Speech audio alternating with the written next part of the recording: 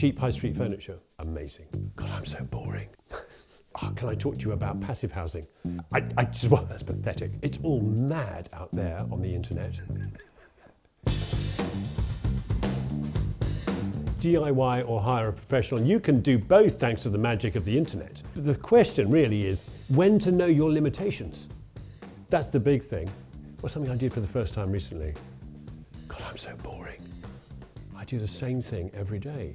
Oh, recently, I built a new home for my aged cat. I'm always interested when somebody wants to buy me a drink. My favourite tipple varies according to the location, so traditional pub, real ale, absolutely. Not a question of anything fizzy out of a tap that's freezing cold, that's pathetic. If it's in a bar, maybe a Negroni.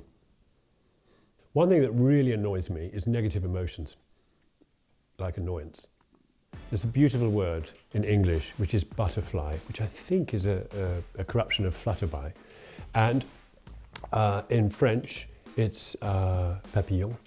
And in Italian, it's farfalla, which is a lovely word. And both of those suggest the sort of gentle, kind of poetic, rather kind of delicate nature of that creature. And in German, it's Schmetterling. If I weren't doing what I'm doing now, if I weren't a piece of telefluff, I would probably have been a farmer. So, I can't dissociate the phrase sliding door moment from the phrase bifold doors. I've spent my life dancing around the issue of bifold doors and sliding doors. I think of the two, I think I prefer sliding doors.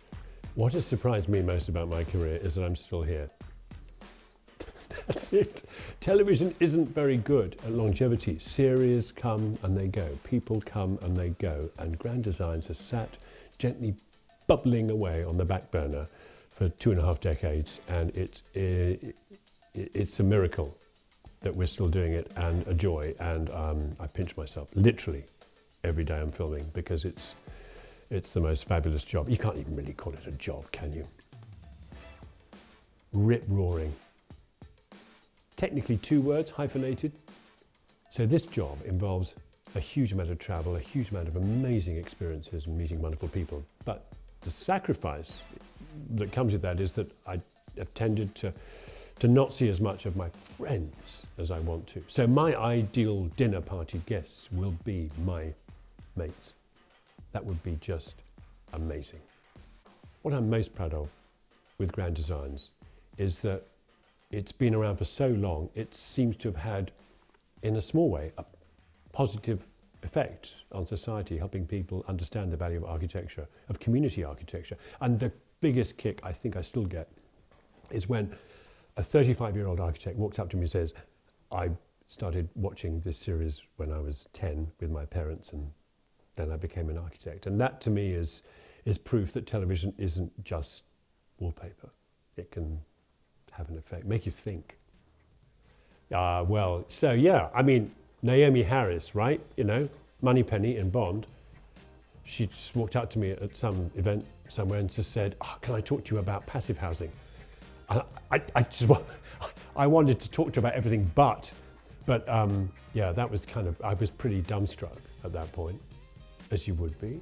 And John Hannah, the actor, started a conversation with me in a gents' toilet once, which kind of looked very good, but it was fascinating and fun. And you just don't know who's watching, that's the thing. I mean, I don't mean in the gents' toilet. What I mean is you don't know who watches the show. So all kinds of people kind of like it, and that's been just fun. And you know, it doesn't matter whether it's a celeb or an A-lister or just somebody on the train, just expressing how much they enjoy the series. It's lovely to get the feedback. So what's special about my home is that 1, it's unfinished, 2, it's a work in progress, 3, it's mine. There are a couple of reasons why I don't ever talk about it or show it. Is 1, because it would destroy the myth, right? I mean, all my credibility would evaporate. 2, it's private, it's my home. So I'm not going to put it on television, because then the privacy is gone forever.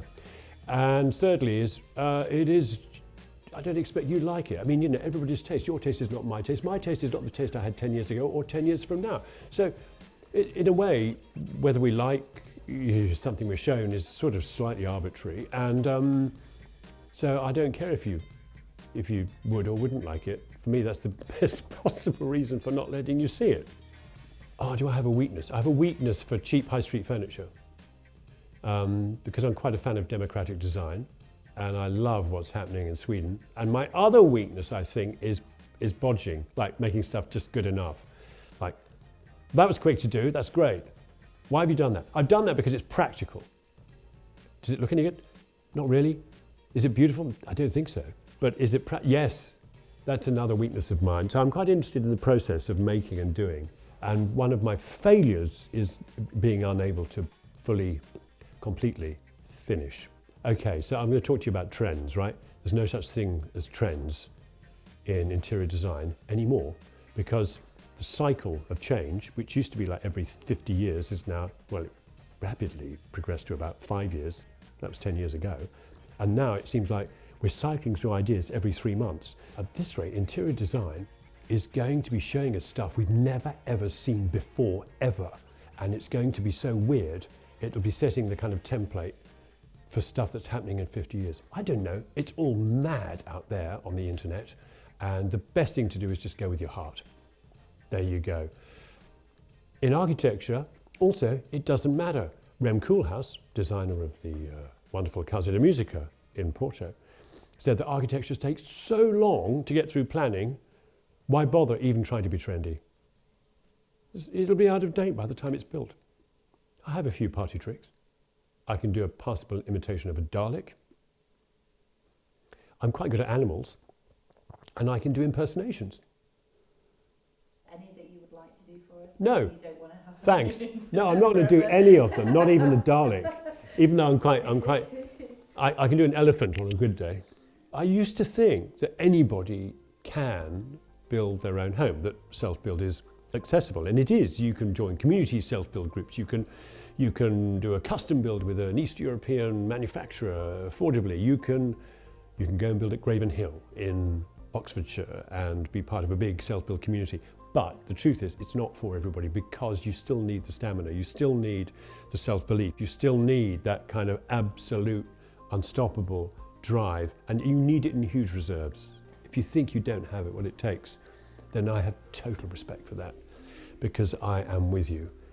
I struggle with the process. I struggle with self-build. So here's the thing. I can build, I can roof, I can do carpentry, I can weld metal, I can do all this stuff. I've learned it over the years and I'm practical, but I find self-build really hard because my head doesn't work in that kind of very driven way and it's got to be very single-minded to actually deliver to completion a project. It's a big, big ask. You make a house a home by not buying stuff. It's not about buying. Goodness me, by the time you get to furnishing the house, having built it, you're fed up of buying stuff and spending money anyway. You make a home by bringing with you the things that you love, by putting into a building all the things that you and your loved ones have enjoyed over the years, the experiences that you can write into the architecture, a view of the sunset or a swing in the garden, or the experience of being in your grand's pantry. It's all there in your collective memories and it should be mined.